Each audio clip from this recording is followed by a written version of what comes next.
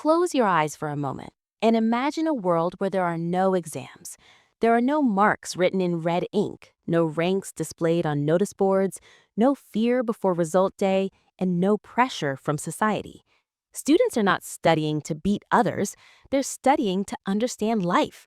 Learning is not a race, but a journey. Now, open your eyes. The world we live in today is completely different. One exam can decide your future, one result can decide your career, and one failure can make a person feel worthless. This raises a powerful question that most people never stop to ask. Who gave the concept of examinations, and why do exams have so much power over human life? To understand the concept of examinations, we must first understand what an examination actually is.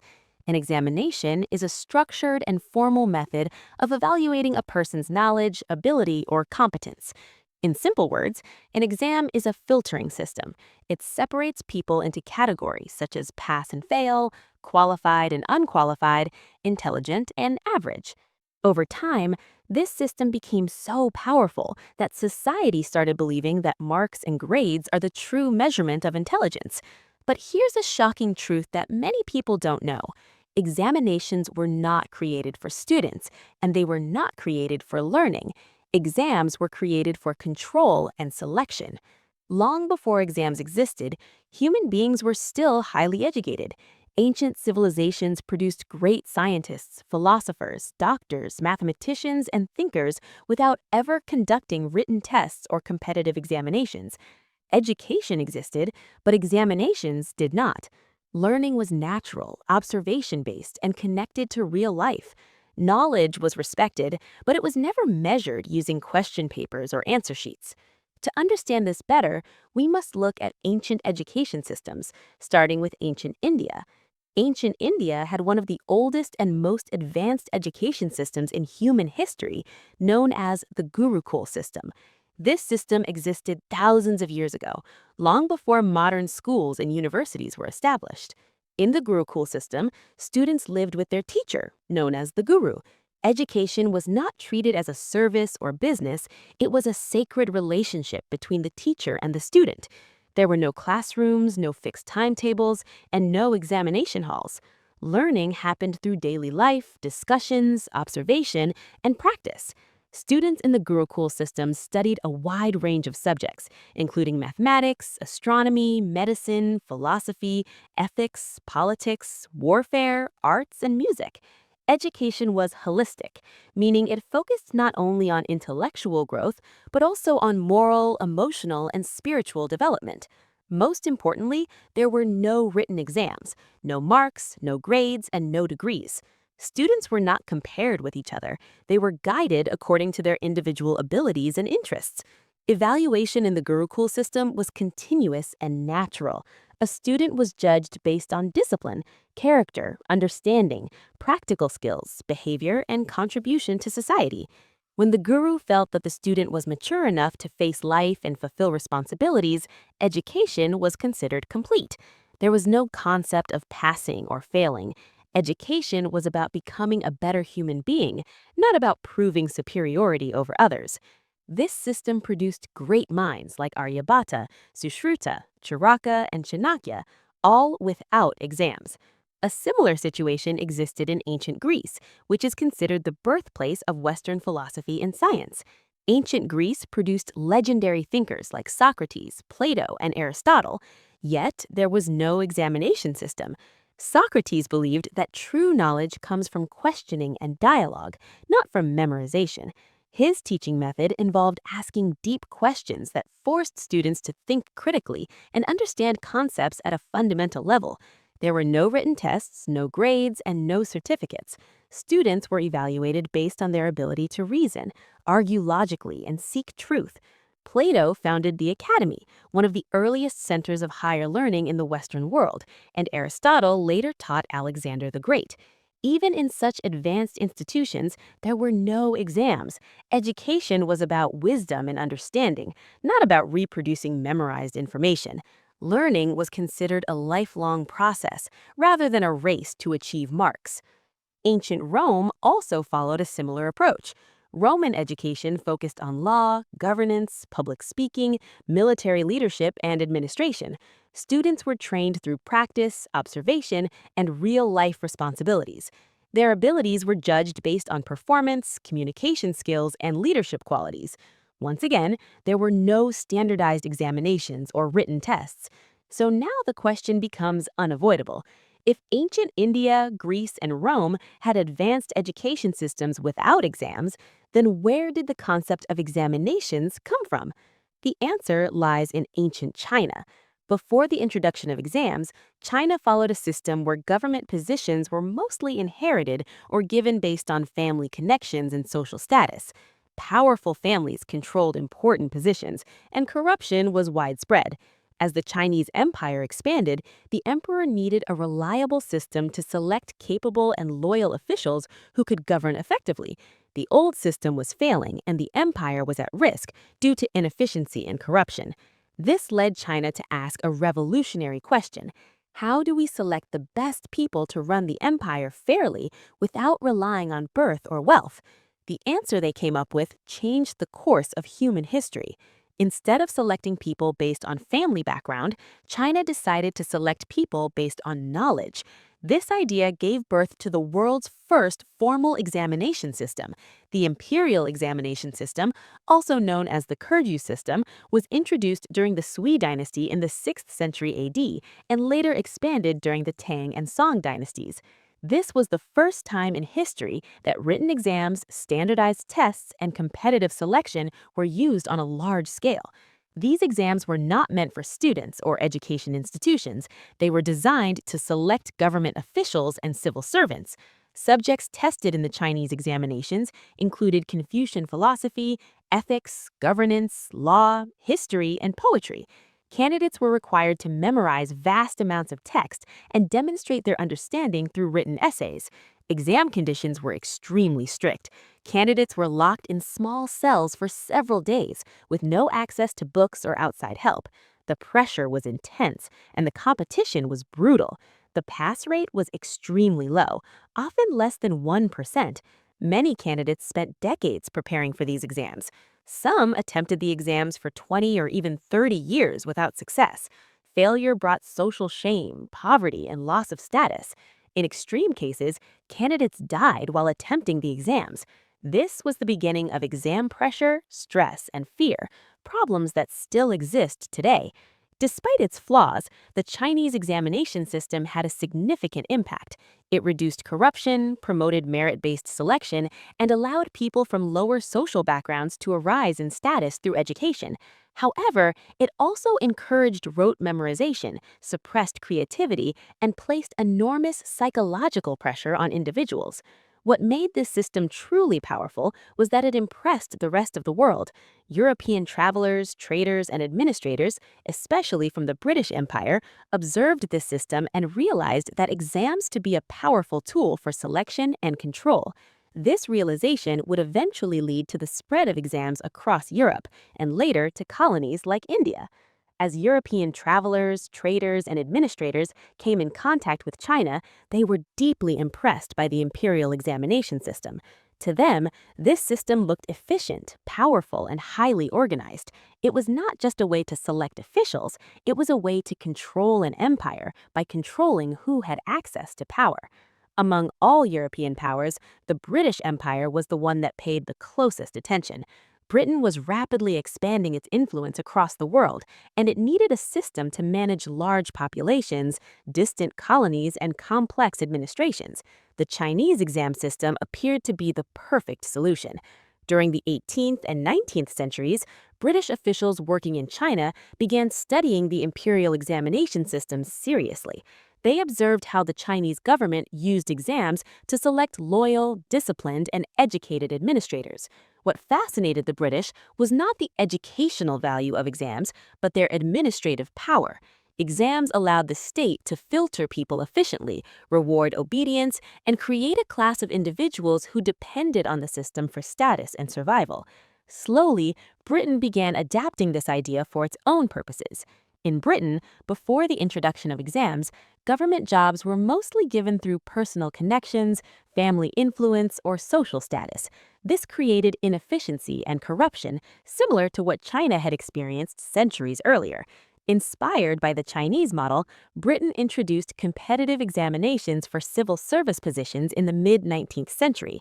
These exams were designed to test memorization, writing ability, and conformity to prescribed knowledge. The goal was not creativity or independent thinking, but uniformity and discipline. Once exams proved successful in selecting government officials, Britain realized something important. If exams could control access to government jobs, they could also control education. Slowly, exams were introduced into schools and universities. Education was transformed from a process of learning into a process of training. Knowledge became something to be memorized, reproduced, and evaluated under time pressure. This marked a fundamental shift in the purpose of education. The most significant impact of this shift was felt in British colonies, especially India. When the British arrived in India, they encountered an ancient and diverse education system. India had gurukuls, madrasas, pashalas, and traditional centers of learning that focused on philosophy, mathematics, medicine, astronomy, and ethics. Learning was deeply connected to culture and life. However, the British had no interest in preserving or improving these systems. Their primary goal was to rule efficiently. This is where Lord Thomas Babington Macaulay enters the story. In 1835, Macaulay introduced a new education policy in India that completely changed the future of Indian education. His goal was not to educate Indians in the true sense of the word. His goal was to create a class of people who would serve the British administration. In his own words, he wanted to create a class of persons Indian in blood and color, but English in taste, in opinions, in morals, and in intellect. To achieve this, Macaulay promoted English education and Western curricula while systematically destroying traditional Indian education systems. Examinations became the central tool of this new system. Exams were used to determine who was educated and who was not. Degrees and certificates became more important than wisdom or skill. Education was no longer about understanding life. It became about passing exams and securing government jobs. The British introduced examination-based education because it suited their administrative needs. Exams produced clerks, not thinkers. They produced obedient workers, not independent minds. Students were trained to follow instructions, memorize textbooks, and reproduce information exactly as taught.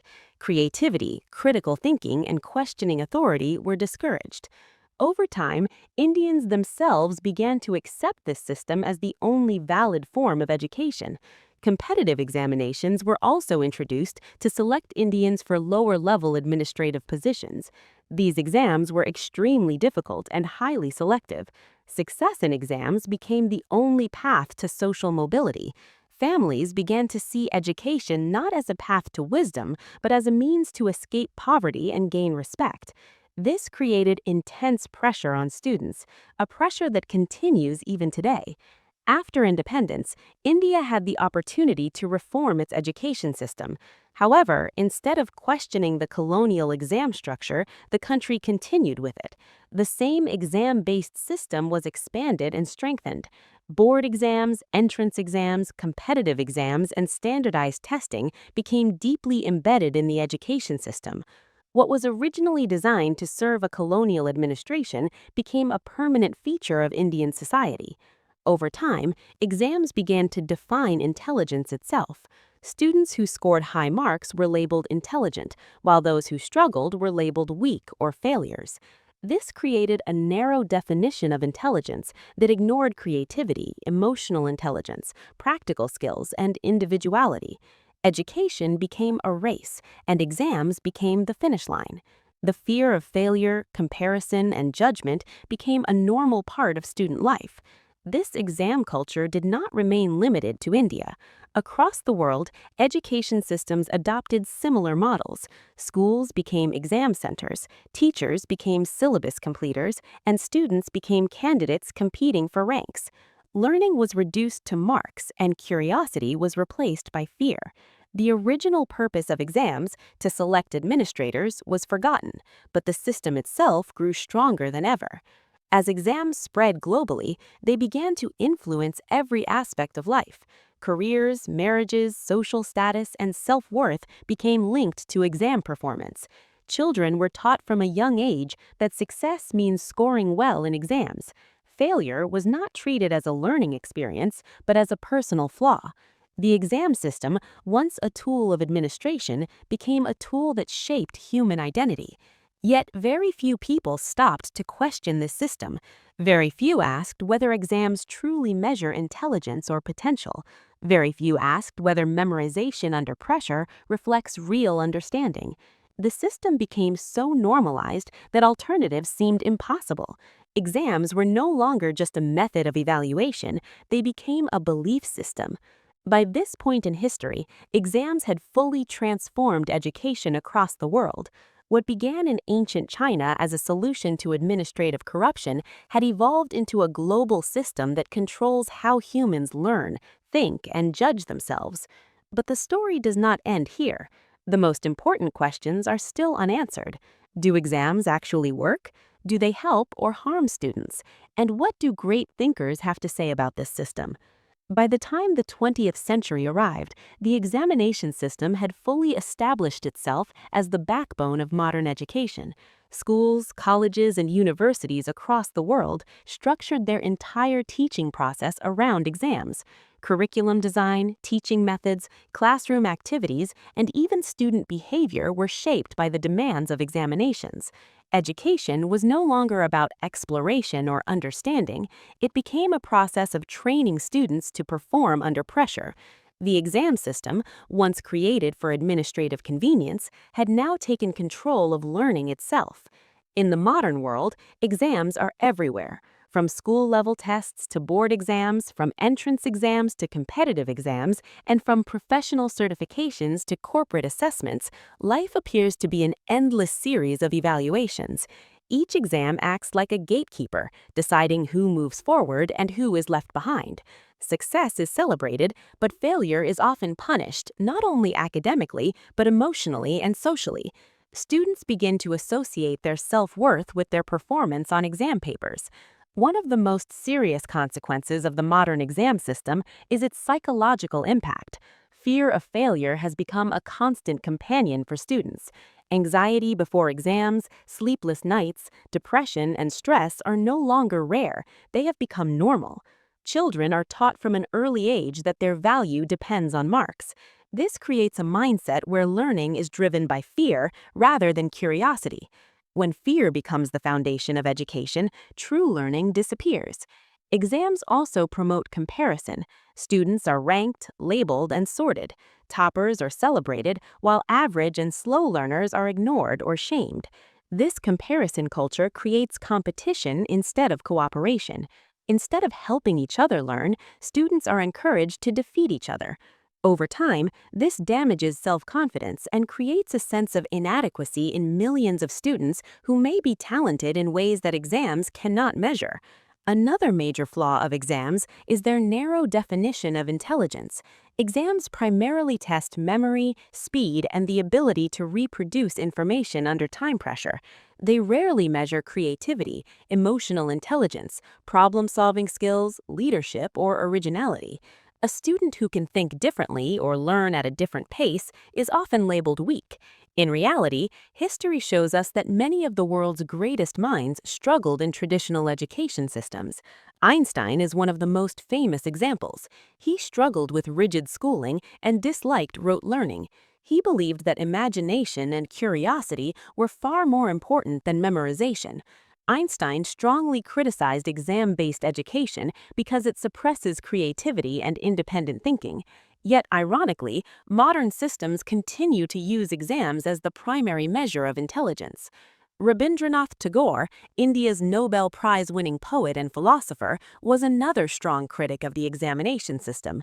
He believed that education should nurture the mind, body, and soul, not trap students in mechanical learning. Tagore opposed rigid curricula and exams because he felt they killed the joy of learning. He founded an alternative education system at Shantiniketan, where learning was natural, creative, and connected to life, not confined to classrooms and exam halls. Jiddu Krishnamurti, a profound thinker and educator, went even further in his criticism. He believed that exams condition the mind to conform, obey, and seek approval rather than truth. According to him, when education becomes a process of passing exams, it stops being education altogether. Krishnamurti argued that intelligence cannot be measured by exams because true intelligence involves awareness, sensitivity, and understanding, qualities that cannot be graded. Despite these powerful criticisms, the exam system continues to dominate because it serves the needs of modern societies and economies. Governments need standardized methods to manage large populations. Institutions need simple ways to filter candidates. Employers want easy indicators of qualification. Exams provide a convenient solution, even if they are flawed. The system survives not because it is perfect, but because it is efficient and familiar. However, cracks in the system are becoming increasingly visible. Rising cases of student burnout, mental health issues, and even suicides have forced societies to question the cost of exam pressure. Many students lose interest in learning altogether because education feels like a never-ending struggle. When curiosity dies, innovation dies with it.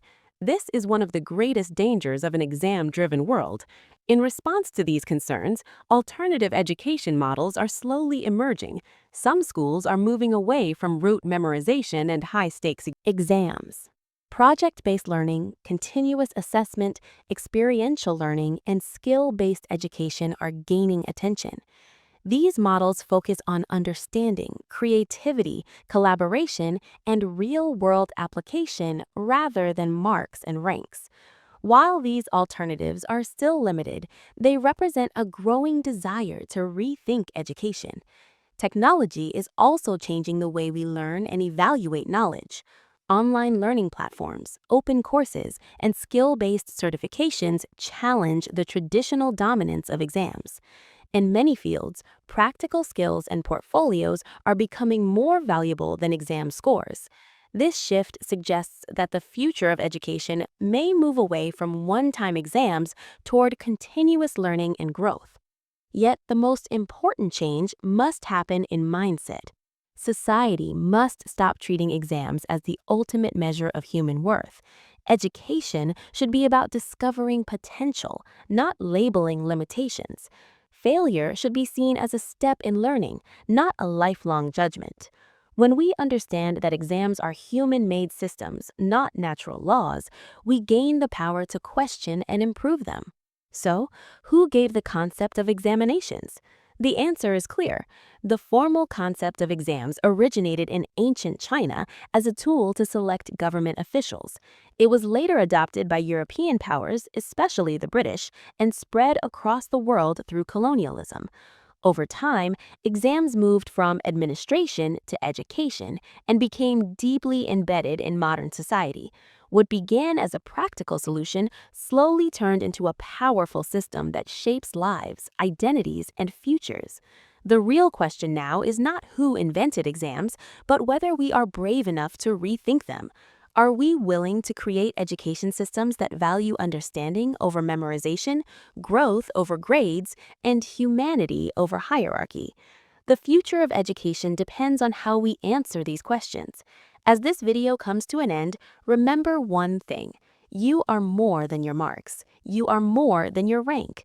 Intelligence cannot be fully captured on an answer sheet. Exams may judge performance, but they can never define human potential.